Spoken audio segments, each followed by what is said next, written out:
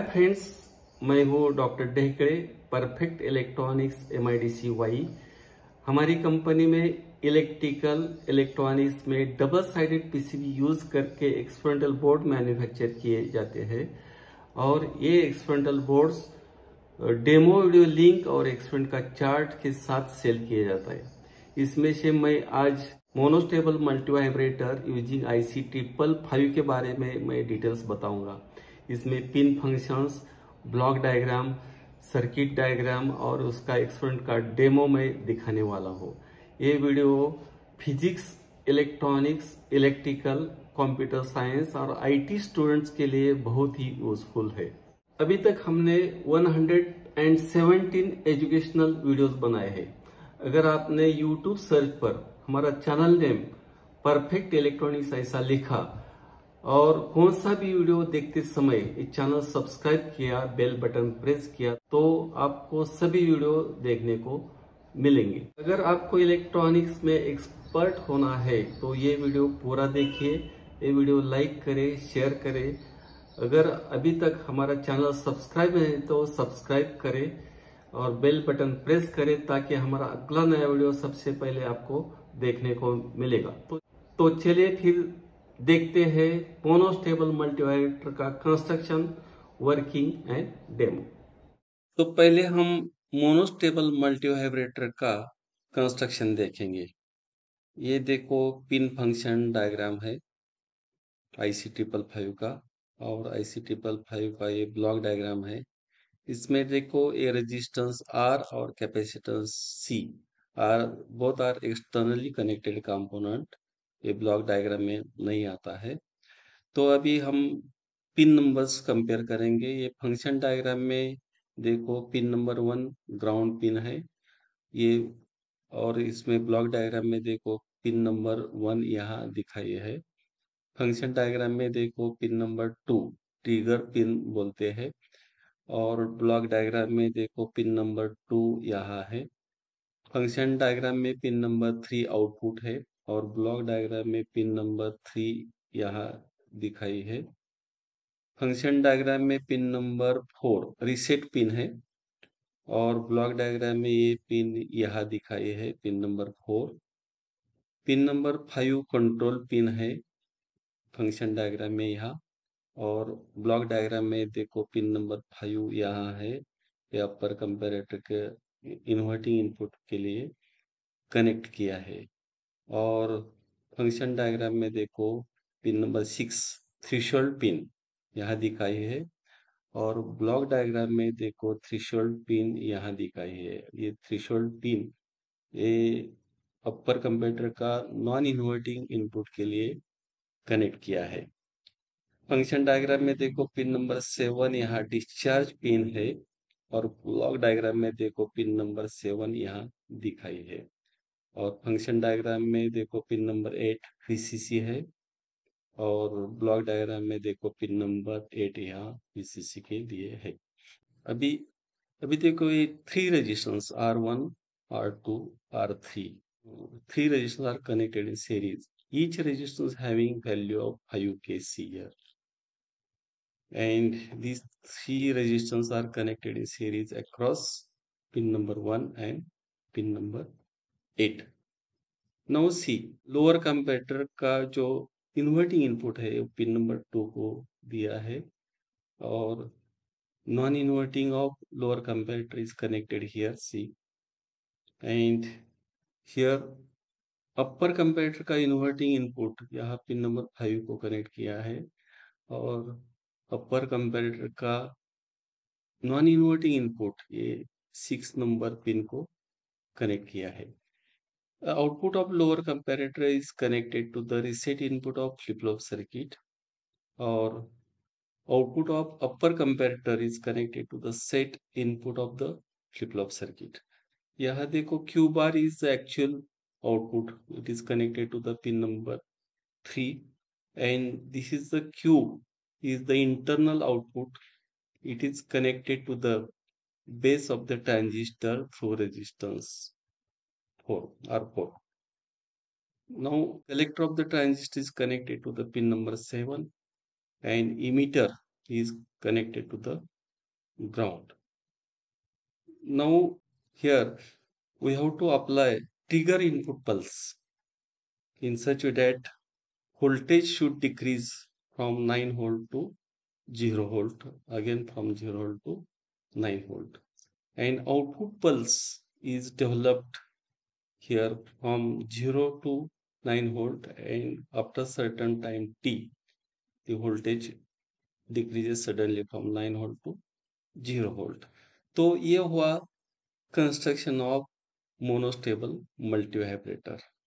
तो चलिए फिर देखते हैं मोनोस्टेबल मल्टीवाइब्रेटर का working using block diagram. See, if we apply plus 9 volt DC at pin number 8 with respect to pin number 1, then what happens? The equal 3 volt is developed across each resistance R1, R2 and R3. That means voltage at non-inverting input of the lower comparator here will be 3 volt, and therefore if voltage at inverting input of the lower comparator goes below 3 volt, then this lower comparator produces the high voltage. And due to this resistance R2 and this R3, the voltage at pin number 5 or voltage at inverting input of upper comparator will be 6 volt. That means if voltage at non-inverting input goes above 6 volt, then upper comparator produces high voltage at its output. Now, initially suppose voltage at pin number 3 output is 0. That means voltage at Q is high. That means what will happen due to that voltage, this transistor Q will be in conducting state, and therefore resistance between collector and emitter becomes 0, and therefore capacitor discharge completely towards the ground. Now if we apply voltage at pin number 2 in such way that voltage should decrease from 9 volt to 0 volt, then what happens? Lower comparator produces high voltage at its output, and therefore Q bar becomes high. That means high voltage will produce at the pin number 3 immediately. At the same time, voltage at Q is 0, and therefore this transistor will not conduct. That means resistance between collector and emitter will be very high, and therefore this capacitor C begins to charge through this resistance R with time constant RC. That means voltage across capacitor will go on increase. If voltage across capacitor exceeds 6 volt, then upper comparator produces high voltage at its output, and therefore voltage at Q becomes high and voltage at Q bar becomes 0. And due to high voltage at Q, this transistor comes in conducting state, and therefore capacitor C discharge immediately through the transistor, and therefore output voltage at pin number 3 becomes 0. This is the output pulse. This is the input pulse. Here monostable vibrator means it produces the single output pulse with the supply of single input pulse. This is the working of monostable multivibrator using block diagram. Now this is the working of monostable multivibrator with the circuit diagram. See, this is the push to on switch connected to the pin number 2, and this resistance R2 is connected here, and here waveform are shown here. At the if we apply pulse, if we press this push button momentarily for short duration, then voltage here goes to 0 level. See, this is the trigger pulse. At the same time, what happens? The capacitor C begins to charge. That means voltage across the capacitor goes on increase.